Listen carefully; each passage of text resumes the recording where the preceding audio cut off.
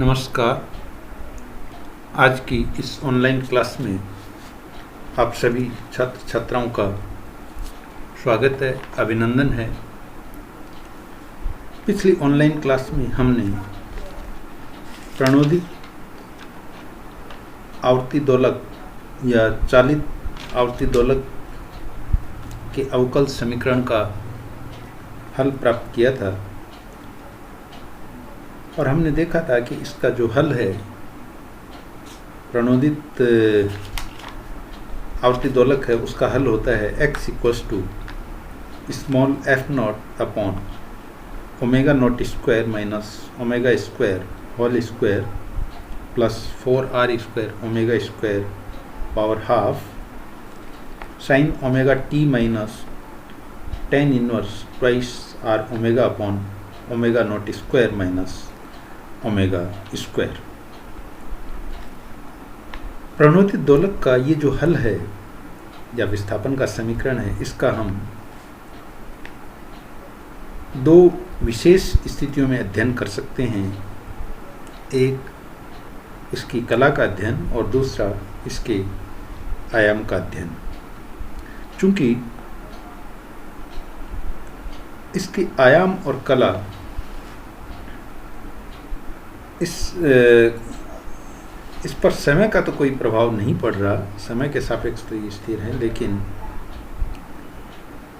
इन दोनों ही मानों में जो चालित बल की आवृत्ति है, ड्राइविंग फोर्स की जो फ्रीक्वेंसी है ओमेगा, उसका प्रभाव पड़ता है। अर्थात आप देख रहे हैं कि इसकी कला है वो sine omega T minus tan inverse 2r omega upon omega not square minus omega square के बराबर आ रही है और ये ओमेगा का फंक्शन है, जहाँ ओमेगा जो चालित बल है, ड्राइविंग फोर्स, उसकी फ्रीक्वेंसी है। और इसके अलावा हम ये भी प्रेक्षित कर रहे हैं कि जो दोलक का विस्थापन है वो आरोपित बल से फाई कला कोण, जहाँ फाई का मान tan inverse twice r omega upon omega not square minus omega square के बराबर है, से पीछे रहता है। तो इस प्रकार इसकी जो कला है वो ओमेगा का फंक्शन है। तो आज की इस ऑनलाइन क्लास में हम ये अध्ययन करेंगे कि इस ड्राइवन ऑसिलेटर या प्रणोदित दोलक की जो कला है वो चालित बल की आवृत्ति के साथ किस प्रकार प्रभावित होती है। तो जैसा कि प्रणोदित दोलक के विस्थापन का हल हमने निकाला था पिछली ऑनलाइन क्लास में,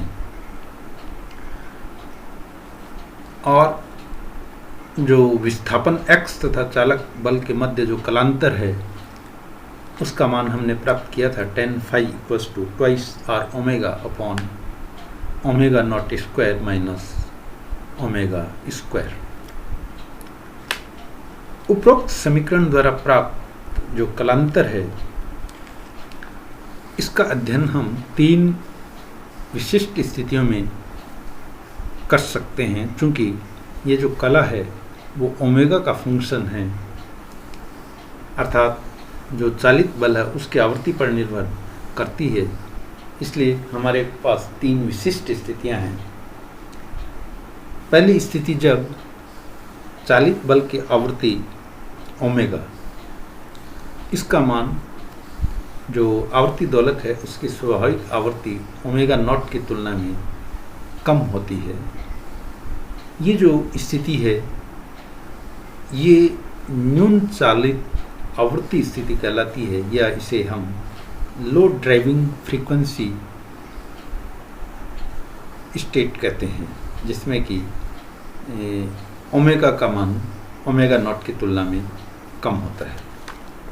दूसरी वह स्थिति है जिसमें चालित बल की जो आवृत्ति ओमेगा है, इसका मान लगभग दोलित्र की जो स्वाभाविक आवृत्ति ओमेगा नॉट है उसके लगभग बराबर होता है।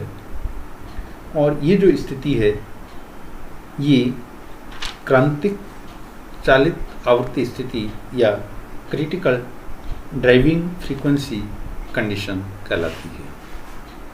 तथा तीसरी वो स्थिति जिसमें ओमेगा का मान या चालित बल की जो आवृत्ति ओमेगा है, ये दोलित्र की स्वाभाविक आवृत्ति ओमेगा नॉट की तुलना में अधिक होती है और इसे हम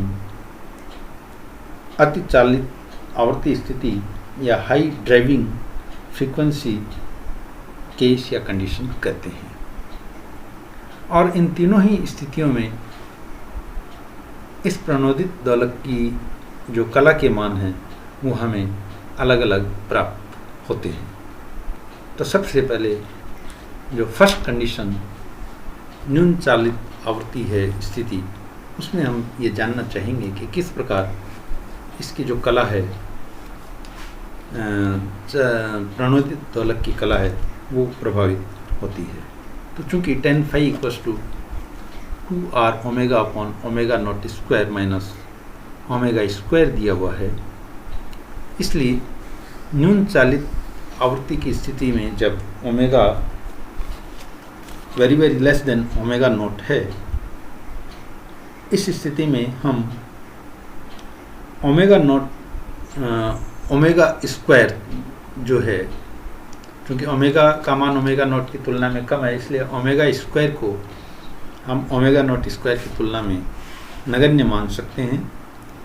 इसलिए tan phi का मान हमें प्राप्त होगा 2r omega upon omega not square.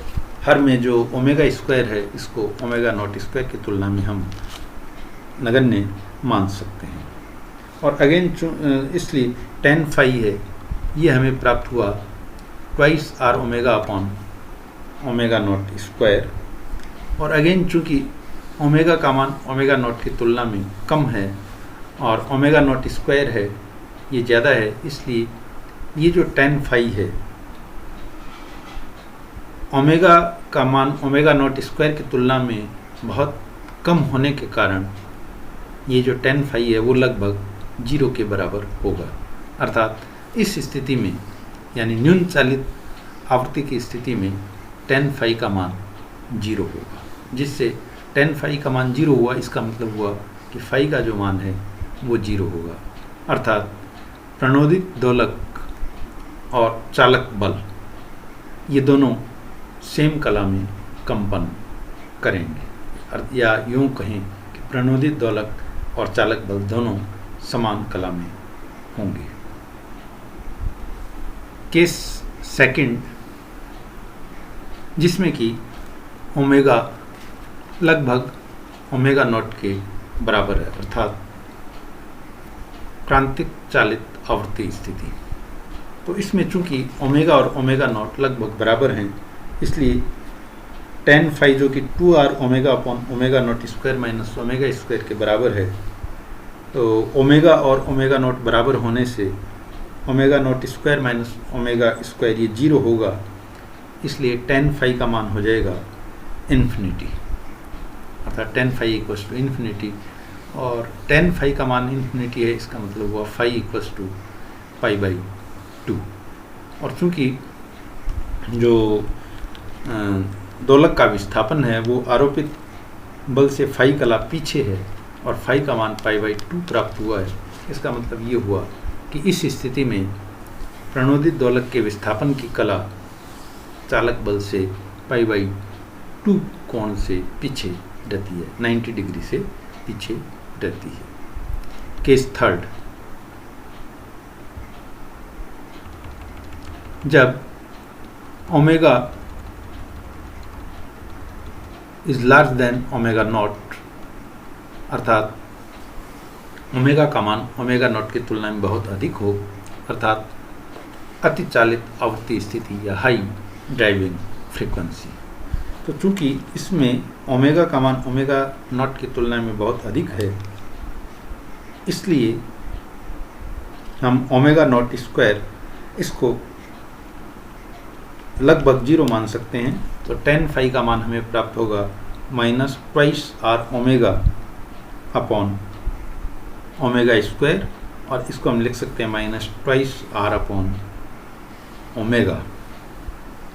और चूंकि ओमेगा का मान बहुत अधिक है और अगर अवमंदन का मान बहुत कम हो तो उस स्थिति में ये जो tan फाई है ये हमें प्राप्त होगा -0 के बराबर। आर का मान बहुत, यदि अवमंदन कम हो जिससे कि आर का मान कम हो, और चूंकि ओमेगा हम बहुत अधिक मान रहे हैं, हाई ड्राइविंग फ्रीक्वेंसी केस मान रहे हैं, तो ये जो मान है वो -0 के बराबर होगा। और tan फाई इक्वस टू -0, इसका मतलब हुआ फाई इक्वस टू पाई।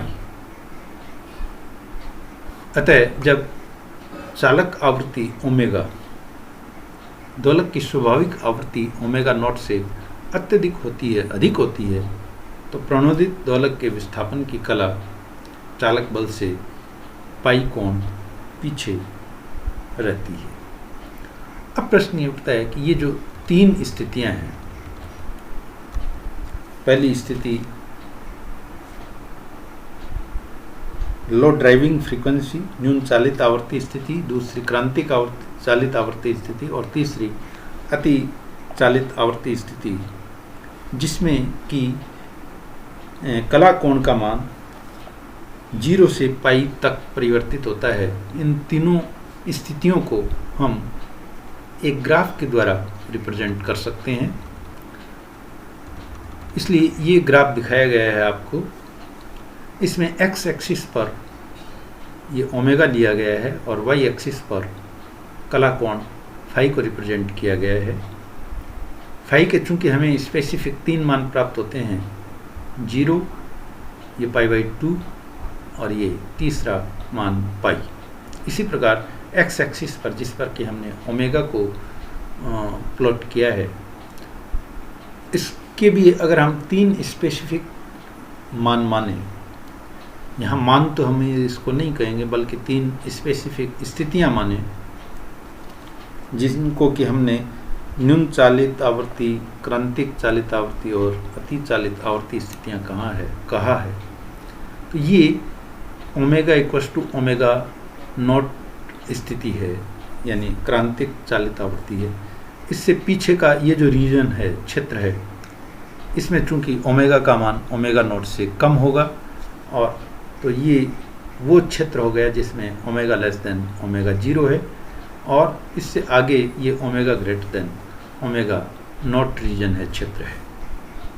तो चूंकि omega less than omega not की स्थिति में फाई का मान 0 है, अगर अवमंदन का मान 0 अगर हम मान लें तो ये कला कोण 0 हो गया। और ये कब तक रहता है? जब तक कि omega equals to omega not नहीं हो जाता। जैसे ही ओमेगा का मान ओमेगा नॉट होगा, ये कला कोण 0 से π/2 चेंज हो जाएगा, तो ये कला कोण सीधे 0 से π/2 पहुंच गया।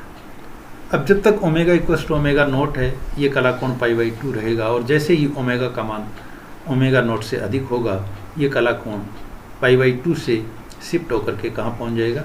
पाई पर पहुँच जाएगा। तो ये पाई का मान दिखाया गया, और ये फिर स्ट्रेट हो जाएगा, क्योंकि इस पूरे क्षेत्र में omega greater than omega not है, इसलिए ये एक स्ट्रेट लाइन प्राप्त होगी पाई। अब अगर मान लीजिए ये स्पेसिफिक स्थिति है जिसमें कि λ1 0 है या r का मान 0 है, लेकिन अगर मान लीजिए लैम्डा का मान λ2 जिसका कि मान λ1 से अधिक हो, ये वो स्थिति जिसमें अवमंदन शून्य था लेकिन अवमंदन शून्य नहीं हो, अगर न्यून अवमंदन स्थिति हो, λ2 ग्रेटर देन λ1 की स्थिति हो, तो उसमें जो कला कोण है वो जैसे जैसे हम ओमेगा का मान ओमेगा 0 की तरफ परिवर्तित होगा, 0 से π/2 तक परिवर्तित होगा, तो ये 0 से स्लाइटली चेंज होते हुए ये π/2 पहुंच गया। जैसे ही omega equal to omega not हुआ, ये π/2 हो गया, और जैसे ही ओमेगा का मान अब ओमेगा नॉट को क्रॉस कर ओमेगा नॉट से अधिक, ओमेगा का मान ओमेगा नॉट की तुलना में अधिक होगा, ये फिर बढ़ते हुए और पाई की तरफ हो जाएगा। तो इस तरीके से ये वो स्थिति है जिसमें ये तीनों ही स्थितियां हैं, omega less than omega 0, omega equal to omega 0 और ओमेगा ग्रेटर देन ओमेगा 0, लेकिन जो अवमंदन है वो जीरो नहीं है बल्कि न्यून अवमंदन है। इसी प्रकार यदि अति अवमंदन स्थिति हो, यानी थर्ड केस जिसमें लैम्डा 3 का मान लैम्डा 2 की तुलना में बहुत अधिक हो, तो फिर ये जो कोण है वो omega less than omega not की स्थिति में जीरो से तेज़ी से बढ़ते हुए ओमेगा इक्वल्स टू ओमेगा 0 पर π/2, और फिर जैसे ही ये ओमेगा नॉट को क्रॉस करेगा और ओमेगा ग्रेटर देन ओमेगा 0 स्थिति होगी, बहुत तेज़ी से फिर पाई की तरफ अग्रसर हो जाएगा। तो इस तरीके से ये जो तीनों स्थितियां हैं, लो ड्राइविंग फ्रीक्वेंसी या न्यून चालित आवर्ती, क्रांतिक चालित आवर्ती और अति चालित आवर्ती, इन तीनों स्थितियों को हम अवमंदन के साथ, अवमंदन का मान भी शून्य हो, न्यून अवमंदन हो, अति अवमंदन हो, उस स्थिति में किस प्रकार कला कोण है वो परिवर्तित होता है, इसको ग्राफ से रिप्रेजेंट कर सकते हैं। इस ग्राफ से ये स्पष्ट है कि फाई का मान हमेशा, एक तो ऑब्जर्व हमने ये किया, ये जो कला कोण है वो हमेशा फाई धनात्मक रहता है और इसका जो मान है वो 0 से पाई तक परिवर्तित होता है, और जैसे जैसे ओमेगा 0 की तरफ या उससे आगे बढ़ता है, जो कला कोण है वो 0 से π/2 और पाई की तरफ अग्रसर होता है। तो आज की इस ऑनलाइन क्लास में बस इतना ही। धन्यवाद।